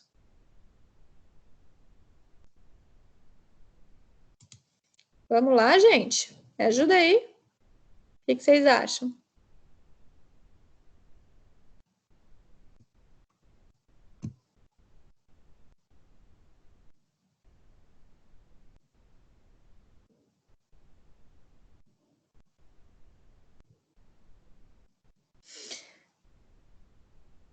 A análise e avaliação do número de refeições servidas não é um indicador de funcionamento de MUAN, né? As atividades que ocorrem durante a produção e distribuição das refeições incluem a supervisão direcionada à higiene, seja dos colaboradores, dos utensílios ou das áreas de manipulação dos alimentos, e o planejamento do cardápio e a estimativa do número de refeições são processos anteriores à produção de refeições, tá? Então, certo, gente, esses dois últimos, o primeiro está errado, né? Porque a avaliação geral do serviço é feita após a distribuição e não anterior, ok? E a análise do número de refeições servidas é um indicador, sim, tá? De funcionamento da UAN. Então, essas duas estão erradas. E, bom, aí eu trouxe também, deixei lá no AVA, 2 artigos para vocês se aprofundarem, tá? Deixei o PDF lá dos artigos. Sugeri a leitura das páginas 241 a 245 desse livro também, que está na minha biblioteca. Muito do que eu complemento a aula de vocês, eu trago desse livro, tá? E agora eu vou explicar para vocês o trabalho e depois eu passo uma atividade para vocês fazerem e a gente corrige na aula que vem. Orientações para o trabalho. Gente, expliquem para os colegas, tá? As orientações para o trabalho, para os colegas que não estão presentes aqui, ok? Então, bom. Lembra que eu falei para vocês, lá na primeira aula, que eu precisava que vocês visitassem um restaurante e avaliassem tudo isso que a gente está vendo em sala de aula? Lembra disso? Sim. Só que, como a gente está num momento de pandemia, né? Quem já fez a visita real, já foi visitar o restaurante, ok, pode seguir com essa opção. Quem ainda não visitou, eu vou sugerir uma visita virtual. Como que seria essa visita virtual? Vocês vão escolher algum episódio do Pesadelo na Cozinha, tá? Algum restaurante de lá, e vocês vão fazer o relatório de acordo com o que vocês observaram nesse episódio, tá? É uma opção de visita virtual. O que vocês que não foi mostrado lá, vocês assumam como que não existe. Então, por exemplo, vocês não viram que lá tem manual. Então, vocês assumam que lá não existe manual e aí vocês discorrem sobre isso, tá? É importante não utilizar os episódios já trabalhados em sala de aula. Qual que a gente trabalhou em sala de aula? Foi o Naja e foi o Pé de Fava, certo? Então, não pode utilizar esses e também não pode repetir episódios, tá? Então, cada grupo vai utilizar um episódio, então conversem entre si, mandem mensagem lá no grupo da turma para vocês não repetirem, não fazerem sobre o mesmo episódio, tá? Tem uma penalidade aí caso vocês repitam. Ah, e esse trabalho vale 1.500 pontos, mais 100 pontos extras na prova, tá? Então, façam com muito amor e carinho, vale muita coisa. Bom, então, para visitar o restaurante, seja na visita real ou na virtual, o que vocês precisam avaliar? A gestão de recursos humanos e gestão de custos. Então, ver como que é feito o recrutamento, treinamento e desenvolvimento de recursos humanos dentro dessa empresa, se essa empresa tem o treinamento, se essa empresa faz um recrutamento adequado ou se ela vai pegando parente, tá? Se é feito gerenciamento de custos, se existe planilha nessa empresa, certo? Adequadamente, se isso é avaliado. Como é feita a gestão da matéria-prima, né? Existe um planejamento certo para fazer a compra? O recebimento é feito de forma adequada? Como é feito o armazenamento e estocagem, certo? A gestão da qualidade.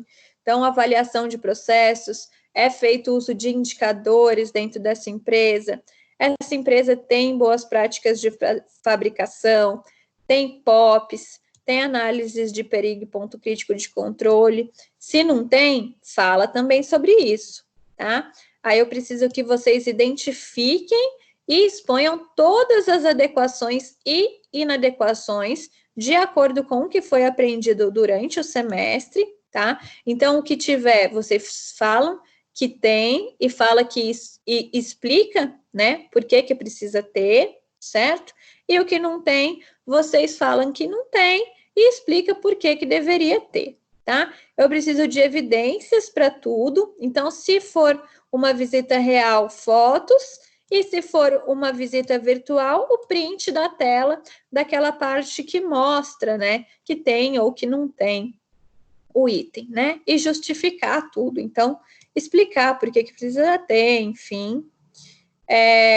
Aplicar as normas, né?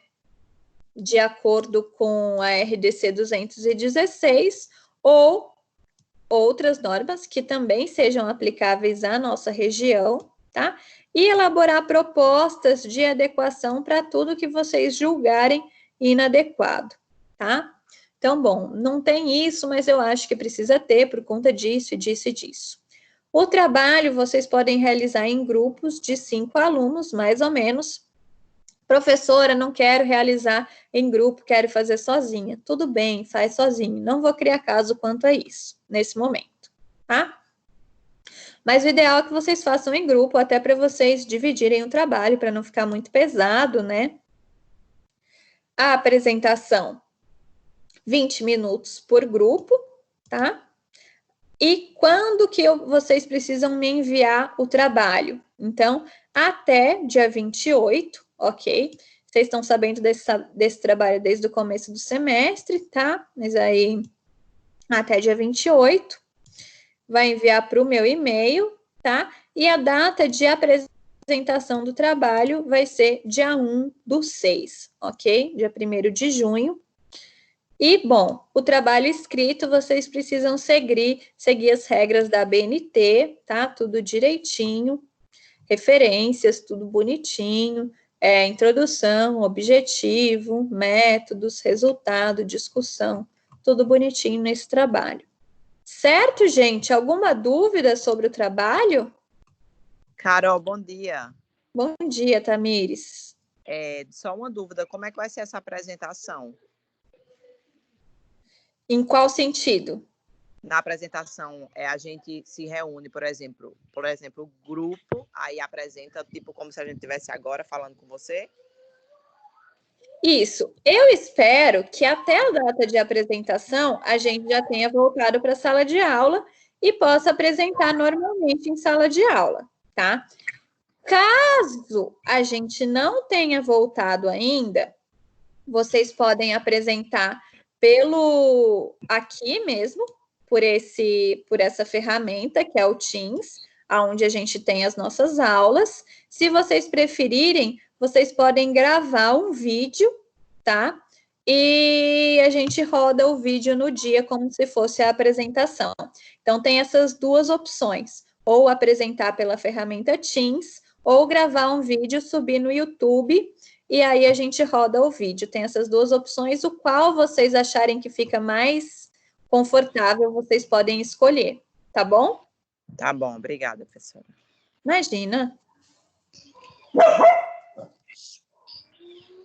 Mais alguma dúvida, gente? Sim, só mais uma dúvida. Você falou que, por exemplo, o que eu não consegui ver lá no restaurante, quando eu for assistir, eu tenho que dar print e eu vou anexar junto do trabalho, é isso? Isso, porque o print, né, vai ser como se você fosse a foto, certo? Então, bom, você viu que eles estão armazenando tudo de forma incorreta, deu para você observar lá. Então, você coloca o print disso, tá? Agora, por exemplo, você observou porque eles falaram que nunca teve treinamento lá.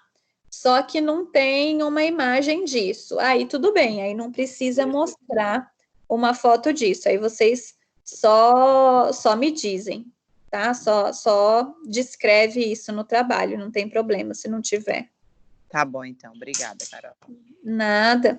Agora, gente, então, por último, eu vou passar essa atividade para vocês fazerem, tá? E aí, na próxima aula, eu corrijo, tá joia? O que é isso? Então, Denise é a dona de um restaurante self-service e, para saber se seus clientes estão satisfeitos, ela entrega, juntamente com a conta de refeição, um formulário de pesquisa de satisfação, com os tópicos que ela considera mais importantes para o seu negócio. Ela sempre incentiva os clientes a responder à pesquisa, indicando para cada tópico uma nota de 0 a 10. A cada semana, Denise registra uma planilha às pesquisas respondidas e acompanha os resultados conforme mostrado abaixo, tá? Então, aqui tem a nota média para a qualidade do alimento, para a variedade de opções, para o nosso atendimento, para o ambiente, rapidez no atendimento, custo-benefício e para o restaurante de uma forma no geral. Então, eu preciso que vocês analisem o resultado dessa pesquisa, tá? Verifiquem as piores notas, certo? Que foram atribuídas ao atendimento e ao ambiente do trabalho, tá? Então, aqui, ó, atendimento e ambiente, foi aonde... E ambiente não, né? E a rapidez, tá? Foi onde a gente teve as piores notas, certo? Os clientes fizeram anotações nos formulários que forneceram informações relevantes para a elaboração de um plano de ação que objetiva a melhora do serviço prestado. Com base no modelo abaixo, preencha as lacunas para auxiliar Denise na elaboração de um plano de ação. Então, gente, eu preciso que vocês façam 3 ações corretivas, tá? Como que vocês vão fazer essas ações corretivas, né? O que fazer, tá? Então, é o foco da ação, deve iniciar por um verbo no infinitivo, né? Então, o que fazer? Bom, melhorar isso, tá? Por que fazer? Por que eu vou aplicar aquela ação? Então, por exemplo, né, é uma coisa no futuro, para que não tenha mais reclamação disso. Onde fazer, né? Onde que vai ser essa ação? Quem vai ser o responsável por essa ação? E como praticar essa ação, tá? Vou mandar isso daqui ainda eu não coloquei no AVA, mas vou mandar aí no grupo do WhatsApp, tá bom? Para vocês fazerem. E a gente corrige na próxima aula. Não vale nota, tá? Mas quem quiser me mandar, pode me mandar. E aí eu avalio, tá? As respostas de vocês e a gente corrige na próxima. Tá bom, gente? Tudo certo? Alguma dúvida sobre o trabalho, sobre isso, sobre qualquer coisa? Ô, Carol, bom dia. Nós vamos ter que fazer o trabalho por escrito, enviar por escrito e também fazer os slides do trabalho com a apresentação, é isso? Isso mesmo, Lúcia. Ok, obrigada. Nada. Fala, Tamires. Não, era sobre qualquer dúvida, a gente pode mandar para o seu e-mail em relação ao trabalho, né? Porque, por exemplo, se eu for fazer em grupo, acho que a maioria do meu grupo não está aqui na aula e qualquer dúvida eu posso mandar lá por e-mail, né? Pode mandar por e-mail ou pode mandar via representante também, tá? Porque uma dúvida sua pode ser de vários, né? E aí, se mandar via representante, eu já esclareço para todo mundo. Tá bom, obrigada. De nada. Vou enviar agora aí no grupo.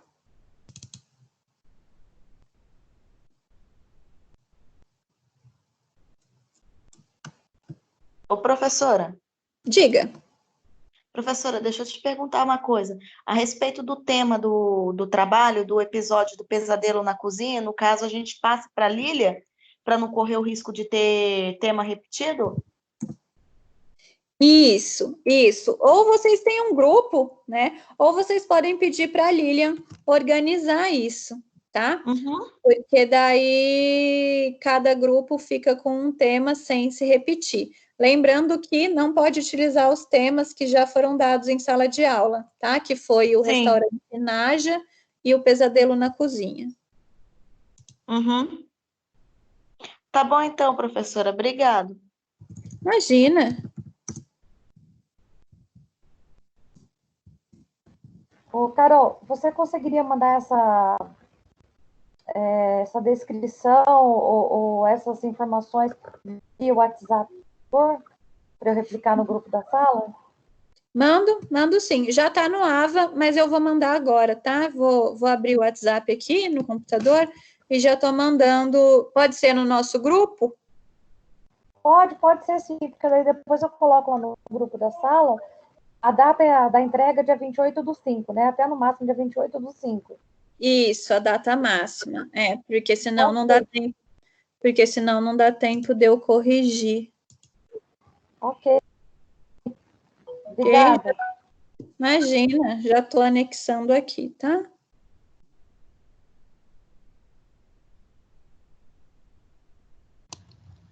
Bom dia, Carol. Bom dia, Giovânia. Então, terminamos por hoje? Terminamos. Estou mandando a atividade aqui, né, no grupo, e estou mandando também as orientações do trabalho. Aí essa atividade você pode fazer e a gente corrige na próxima aula. Tá joia? Tá bom, obrigada e até a próxima, então. Até.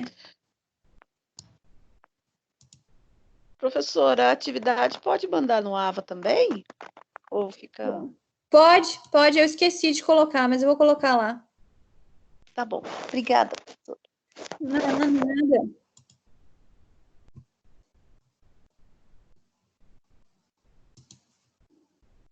Tchau, professora. Obrigada. Tchau, gente. Passem para os colegas, tá? Sobre o trabalho, tá joia? Já mandei aqui no grupo, tá? Disciplinas Manhã, Dani e Carol, já tá aqui os 2 PDFs, tá joia? Sim. Obrigada. Nada.